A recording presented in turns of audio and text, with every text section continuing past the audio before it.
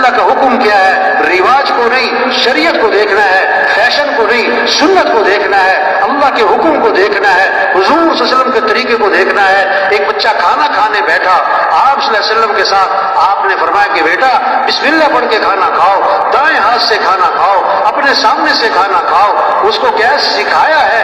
دین سیکھنے سے آتا ہے، دین پوری زندگی ہے۔ ایک بچہ اپنے والد کے ساتھ جا رہا ہے، آپ صلی اللہ علیہ وسلم نے فرمایا یہ تمہارے ساتھ کون ہے؟ کہ حضور میرے والد ہیں۔ فرمایا ان کے آگے آگے نہ چلنا، ان کا نام لے کے نہ پکارنا، ان سے پہلے مت بیٹھنا۔ اسلام ایک خوبصورت زندگی کا نام ہے۔ یہ محنت ہو رہی تبلیغ میں، ہر مسلمان دین کو سیکھے، اسلام کو سیکھے، اعمال کے فضائل کو سیکھے، تاکہ اعمال کا شوق پیدا ہو، گھروں میں تعلیم ہو، مسجدوں میں تعلیم ہو، تعلیم کے حلقے ہوں، ہر مسلمان تعلیم کے حلقے میں بیٹھے، اعمال کے فضائل کو سنے تاکہ اعمال کا شوق پیدا ہو جائے، گناہ کے نقصان کو سنے تاکہ گناہوں سے نفرت پیدا ہو جائے۔ آج مال کا نفع جانتے ہیں، چیزوں کا نفع جانتے ہیں، اس لیے چیزوں کا شوق ہے، اعمال کا نفع نہیں جانتے، اس لیے اعمال کا شوق نہیں ہے۔ حضور صلی اللہ علیہ وسلم نے اعمال کا شوق دلایا ہے، اعمال کا نفع بتلایا ہے۔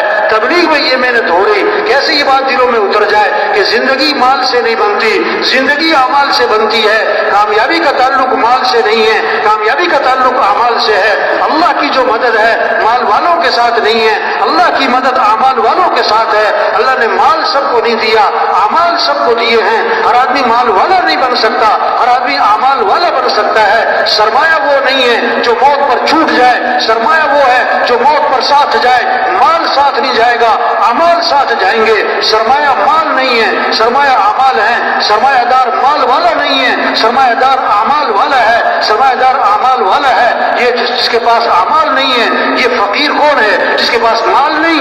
نہیں، فقیر وہ جس کے پاس اعمال نہیں۔ یہ قبر کا فقیر ہے، یہ قیامت کا فقیر ہے، یہ آخرت کا فقیر ہے۔ صحابہ کے پاس مال نہیں، اعمال تھے۔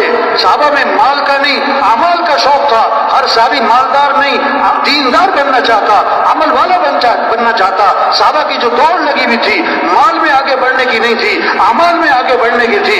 غریب صحابہ اکٹھے ہوئے اور حضور صلی اللہ علیہ وسلم میں حاضر ہوئے اور آ کر ایک مقدمہ لائے کہ حضور کیا ہوا؟ کہ حضور یہ مالدار بھائی ہم سے آگے نکل رہے، ہم پیچھے رہ گئے۔ وہ کیسے بھائی؟ وہ نماز پڑھتے ہیں، ہم نماز پڑھتے ہیں، برابر ہے۔ وہ روزہ رکھتے ہیں، ہم روزہ رکھتے ہیں، برابر ہے۔ ان کے پاس مال ہے، یہ اللہ کے راستے میں خرچ کرتے ہیں۔ یہ کیا ہے؟ یہ غلاموں کو آزاد کرتے ہیں، خرید کے آزاد کرتے ہیں۔ ہمارے پاس مال کوئی نہیں، ہم اللہ کے راستے میں خرچ نہیں کر سکتے۔ تو خرچ کرنے کے عمل میں یہ ہم سے آگے نکل رہے، یہ پریشانی لے کر آئے۔ آپ نے فرمایا میں تمہیں ایسا عمل بتلاتا ہوں جو اس عمل کو کرے گا اس سے آگے کوئی نکل نہیں سکے گا، اتنا اجر کمائے گا اس کے برابر کوئی پہنچ نہ سکے گا۔ وہ کیا ہے؟ فرض نماز کے بعد 33 مرتبہ سبحان اللہ، 33 مرتبہ الحمدللہ، 34 مرتبہ اللہ اکبر، جو یہ پڑھے گا اس کے برابر کوئی پہنچ نہیں سکے گا۔ اب غریب صحابہ بڑے خوش ہو گئے، واہ واہ ایسا عمل ہاتھ آ گیا، ہمارے برابر کوئی نہیں پہنچ سکتا۔ اب مسجد میں گئے، نماز پڑھی نا تو بیٹھ گئے، اب جناب تسبیح کر رہے۔ اب اس زمانے کے جو مالدار تھے انہیں بھی شوق کس کا تھا؟ انہیں بھی شوق کس کا تھا؟ عمل کا۔ انہوں نے پتہ کیا بھی یہ سارے بیٹھے ہی کیا کر رہے ہیں، تو انہیں پتہ لگ گیا اس تسبیح کا، تو انہوں نے بھی یہ تسبیح شروع کر دی۔ اب غریب صاحب پھر پریشان، دوبارہ آپ کی خدمت میں حاضر ہوئے، آ کے عرض کی اللہ کے رسول وہ تو مالدار بھائیوں کو پتہ لگ گیا اس تسبیح کا، انہوں نے بھی شروع کر دی، وہ تو پھر ہم سے آگے نکل گئے۔ تو آپ نے پتہ کیا فرمایا؟ ذالک فضل اللہ یؤتیہ من یشاء، یہ تو پھر اللہ کا فضل ہے، اللہ جسے چاہے عطا فرماتا ہے، اللہ جسے چاہے۔ ہاں اس سے بات سمجھ میں آئی؟ اگر کسی کے پاس مال ہے اس کا کوئی کمال نہیں، یہ تو اللہ کا فضل ہے، یہ تو اللہ کا کیا ہے؟ اس قصے سے کیا سمجھ میں آیا؟ صحابہ کی دوڑ مال کی تھی کہ عمل کی تھی؟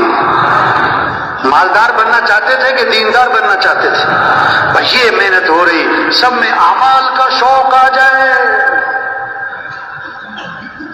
گھروں کی آبادی چیزوں سے نہیں ہے، گھروں کی آبادی مال سے نہیں ہے، زیور فرنیچر سے نہیں ہے، ٹائل پتھر سے نہیں ہے، گھروں کی آبادی اعمال سے ہے، اعمال سے ہے، اعمال سے ہے۔ ویران گھر وہ نہیں ہے جن گھروں میں مال نہیں اور چیزیں نہیں، ویران گھر وہ ہیں جس گھر میں اعمال نہیں. صحابہ کے گھر چیزوں سے خالی تھے اور اعمال سے، بولو بھائی، بھرے ہوئے تھے. آج گھر چیزوں سے بھرتے جا رہے اور اعمال سے کیا ہو رہے؟ اعمال سے کیا ہو رہے؟ گھروں میں جو رحمتیں آئیں گی، گھروں میں جو برکتیں آئیں گی، گھروں میں جو خیریں آئیں گی، وہ مال کی بنیاد پر نہیں، چیزوں کی بنیاد پر نہیں، بلکہ گھروں میں برکتیں، رحمتیں اعمال کی بنیاد پر آئیں گی. گھروں میں نماز کی فضا ہو، گھروں میں قرآن کی فضا ہو، گھروں میں ذکر کی فضا ہو، گھروں میں دعاؤں کی فضا ہو، گھروں میں سجدوں کی فضا ہو، گھروں میں رکوع کی فضا ہو، گھروں میں یہ اعمال ہو. گھروں میں رحمتیں آئیں گی، گھروں میں برکتیں آئیں گی، گھروں میں خیریں آئیں گی، گھروں سے شر ختم ہوگا، فتنے ختم ہوں گے، نفس اور کیا ہے شیطانی اثرات گھروں سے ختم ہوں گے اور نحوستیں ختم ہوں گی. اگر گھروں میں اعمال زندہ ہو جائیں، اعمال زندہ ہو جائیں، گھر کا ہر فرد قرآن پڑھے، گھر کا ہر فرد قرآن پڑھے، 1 سپارہ 2 سپارے 3 سپارے، اماں قرآن پڑھے، بیٹا قرآن پڑھے، بھائی قرآن پڑھے، بچیاں قرآن پڑھیں، شوق ہو. ایک صحابی رضی اللہ عنہ نے رات کو قرآن پڑھنا شروع کیا، ان کا گھوڑا بھدکنے لگا. وہ قرآن پڑھے تو گھوڑا بھدکے، وہ قرآن پڑھے تو گھوڑا بھدکے. بیٹا ساتھ سو رہا، ڈر لگا کہ گھوڑے کا پاؤں بیٹے پر نہ آ جائے. جب سلام پھیرا کہ گھوڑا کیوں بھدک رہا ہے، دیکھا تو آسمان پر ایک نور ہے سفید بادل کی طرح اور آسمان کی طرف اٹھتا چلا گیا. اب یہ کیا ہے؟ پتہ نہیں کیا ہے. آپ کی خدمت میں حاضر ہوئے، سارا قصہ سنا کر دریافت کیا کہ اللہ کے رسول یہ کیا تھا آسمان پہ؟